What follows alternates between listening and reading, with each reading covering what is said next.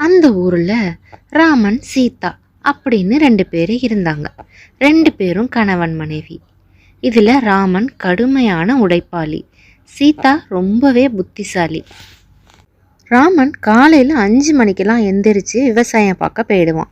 அவன் விவசாயத்தை முடிச்சுட்டு தன்னோட வேலைகளெல்லாம் முடிச்சுட்டு வீட்டுக்கு வருவான். வீட்டுக்கு வந்ததுக்கப்புறம் சீதா அவனுக்கு வாய்க்கு ருசியாக சமைச்சு வச்சிருப்பாள். அவன் அதை சாப்பிட்டுட்டு மறுபடியும் தன்னோட வேலைகளெல்லாம் முடிச்சுட்டு நல்லா அசந்து தூங்கிடுவான். இப்படியே ரொம்ப சந்தோஷமாக இவங்களோட வாழ்க்கை போயிட்டு இருந்துச்சு.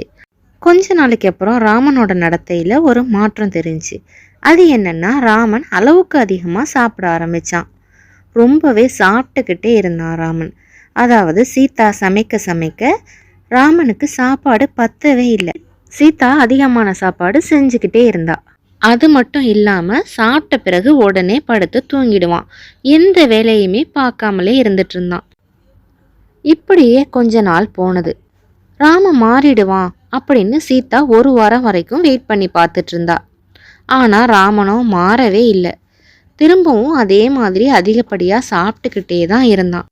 சாப்பிட்றதும் தூங்குறதும் மட்டுமே அவனோட வேலையாக இருந்துச்சு. வேற எந்த வேலைக்கும் ராமன் போகவே இல்லை. ஊரே இவனை சாப்பாட்டு ராமன்னு கிண்டல் பண்ண ஆரம்பிச்சிட்டாங்க. இதை கேட்டு சீதா ரொம்பவே வருத்தப்பட்டா.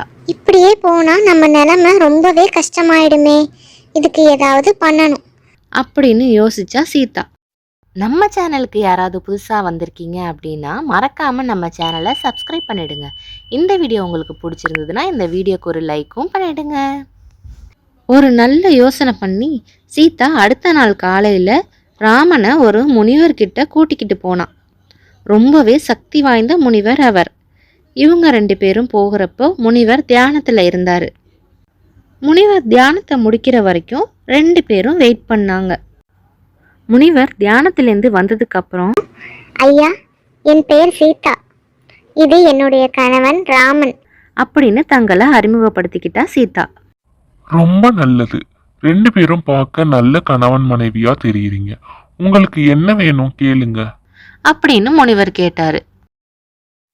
அதுக்கு சீதா ராமன் இதுக்கு முன்னாடி இருந்ததையும் இப்போ ராமன் கிட்ட வந்த மாற்றத்தையும் முனிவர்கிட்ட தெளிவா விளக்கி சொன்னான். முனிவர் அதை கேட்டு கொஞ்ச நேரம் நல்லா யோசிச்சு பார்த்தாரு.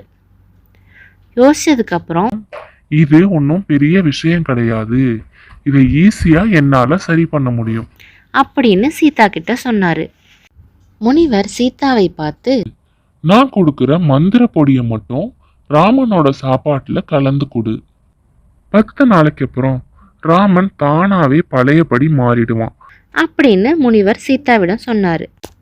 மந்திர பொடியை வாங்கிக்கிட்ட ராமனும் சீதாவும் அங்கிருந்து வீட்டுக்கு கிளம்பி போனாங்க. அதுக்கப்புறம் சீதா 10 நாள் தொடர்ந்து அந்த மந்திர பொடியை ராமனுக்கு சாப்பாட்டில் கலந்து கொடுத்துக்கிட்டே இருந்தா. கொஞ்சம் கொஞ்சமாக ராமனோட நடவடிக்கைகளில் மாற்றம் தெரிஞ்சிச்சு. ராமன் சாப்பிட்ற அளவு குறைய ஆரம்பிச்சது. எப்போதும் போல வேலைக்கும் போக ஆரம்பிச்சான். ராமன் பழையபடி மாறினதை பார்த்து சீதா ரொம்பவே சந்தோஷப்பட்டா. நமக்கு இந்த அளவுக்கு உதவி செஞ்ச முனிவருக்கு ஃபர்ஸ்ட் நன்றி சொல்லணும் அப்படின்னு சொல்லிட்டு தன்னோட ராமனையும் கூட்டிக்கிட்டு முனிவரை பார்க்கறதுக்காக போனா சீதா.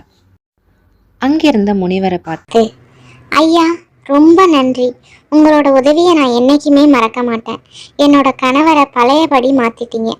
அவர் இப்போ பழையபடி வேலைக்கு போக ஆரம்பிச்சிட்டாரு. எங்கள் குடும்பம் சந்தோஷமா இருக்கு ஐயா, ரொம்பவே நன்றி அப்படின்னு சீதா நன்றி சொன்னான்.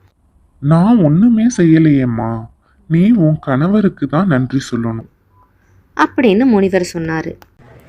என்ன ஐயா சொல்றீங்க? நீங்க கொடுத்த மந்திர பொடினால தானே என் கணவர் இப்படி மாறினாரு அப்படின்னு சீதா கேட்டா. உடனே முனிவர் சிரித்து கொண்டு, நான் கொடுத்த மந்திர பொடியினால இது நடக்கவே இல்லை, உன் கணவரோட திறமையால தான் நடந்தது. அது மட்டும் இல்லாம நான் உங்களுக்கு மந்திர பொடியே கொடுக்கலையே அப்படின்னு கேட்டாரு. என்ன சொல்றீங்க முனிவரே அப்படின்னு சீதா கேட்டா. ஆமா, நான் உங்களுக்கு கொடுத்தது மந்திர பொடியே கிடையாது, அது சாப்பாட்டுக்கு சேர்க்கிற உப்பு தான். அப்படின்னு முனிவர் சொன்னதுமே சீதா அப்படியா என்று ஆச்சரியமா கேட்டா. ஆமாம்மா, உன் கணவர் ரொம்பவே நல்லவர். அவர் ரொம்பவே உழைப்பாளியும் கூட. ஏதோ அவருக்கு ஏற்பட்ட உடல் அசதியினால அவரையே மறந்து அவர் இந்த மாதிரி நடந்துக்கிட்டாரு. இந்த விஷயத்த நீங்க அன்னைக்கு என்கிட்ட சொன்னப்பவே நான் புரிஞ்சுக்கிட்டேன். அதனால தான் உங்களை டைவர்ட் பண்றதுக்காக நான் மந்திர பொடிங்கிற பேர்ல ஒரு இதை கொடுத்தேன். அதையும் நீங்க சாப்பாட்டுல கலந்து கொடுத்ததும் அதுல தான் அவர் மாறிட்டாரு அப்படின்னு நீங்க நினைச்சிட்டீங்க. ஆனா ராமனும் தன்னோட உடல் அசதி எல்லாமே போனதுக்கு அப்புறம் கொஞ்சம் கொஞ்சமா பழைய நிலைமைக்கு தானாவே மாறி வந்துட்டாரு.